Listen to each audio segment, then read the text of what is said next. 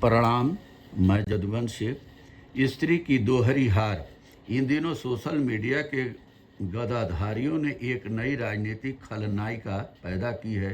4 मई के पहले यही राजनेता एक नायिका के तौर पर देखी जा रही थी, लेकिन 4 मई को बंगाल विधानसभा चुनाव की घोषणा होने के बाद सयोनी घोष को लेकर आबादी जिस तरह अभद्र भाषा का इस्तेमाल कर रही है, उससे आभास होता है कि राजनीति में स्त्री तभी तक पूजनीय है जब वह किसी तरह बड़ी जीत लेकर खुद को कथित तौर पर दुर्गा काली साबित करे। स्त्री किसी कारणवश साधारण साबित होती है तो राजनीतिक परिदृश्य में उसके लिए कोई जगह नहीं होगी। याद कीजिए, पिछला बिहार विधानसभा चुनाव के पहले राष्ट्रीय जनता दल की प्रवक्ता कंचना यादव अब प्रियंका भारती की मीडिया के मंचों पर तूती बोल रही थी। दोनों प्रवक्ता मुखर तरीके से सत्ता पक्ष का विरोध कर विपक्ष की आवाज़ बन रही थी। हर चैनल पर उनकी मांग थी, क्योंकि दर्शक उनके तर्क सुनना पसंद करते थे, फिर चाहे वे सत्ता विरोधी क्यों न हो।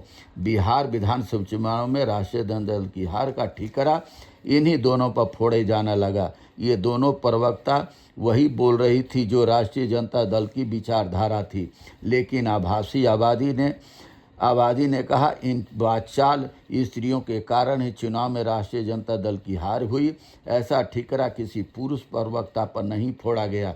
प्रियंका भारती की शक्ल सूरत पर अभद्र टिप्पणियां होने लगी है।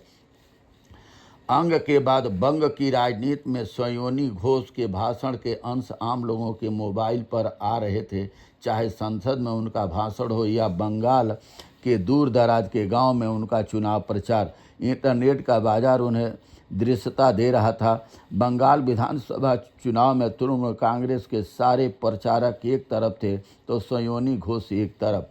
बंगाल का नतीजे आने के बाद इंटरनेट पर सयोनी घोष की दृश्यता तो बरकरार रही, लेकिन अब आभासी आबादी उन्हें लेकर पूरी तरह नकारात्मक है।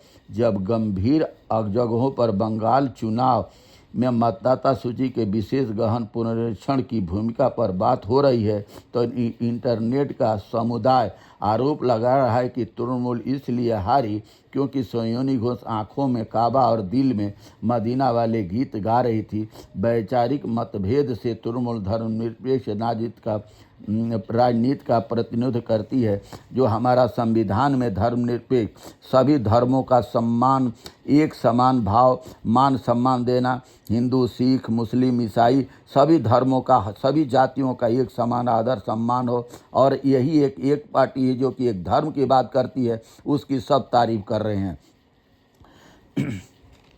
तो सयोनी घोष पार्टी की विचारधारा पर ही चलेगी। अब कृत्रिम मेघा के जरिए विपरीत सत्ता रचनात्मक तरीके से घोष की गरिमा का हनन कर रहे हैं। एक स्त्री नेता के रूप में सयोनी घोष को दोहरी हार की मार झेलनी पड़ रही है। उनकी पार्टी हार कर सत्ता से बाहर हो गई है और वे निजी तौर पर अभद्रता झेल रही हैं। ऐसा सिर्फ विपक्ष की स्त्री नेताओं के साथ नहीं हो रहा है। बात चाहे कंगना रनौत की हो या फिर मैथिली ठाकुर की, इन दोनों को भी राजनीति विचारधारा के परे स्त्री होने के कारण अभद्र भावों की हिंसा का शिकार होना पड़ता है। एक तरफ संसद में महिला आरक्षण की बात होती है, दूसरी तरफ स्त्री को अपमान का सामना करना पड़ता है। एक तरफ सरकारें आरक्षण दे करके स्त्री को बराबर हक देना चाह रही है, तो और एक तरफ स्त्री का वो अपमान कर रही है कि जो धर्मनिरपेक्ष हमारा संविधान में स्थान है, उस तरीके की जो बातें कर रही है, उनको नीचा दिखाने की ये सोशल मीडिया हो या चाहे आम पब्लिक, उनको अपमान करने से बाज नहीं आ रही है। बहुत बहुत धन्यवाद। नमस्कार, प्रणाम।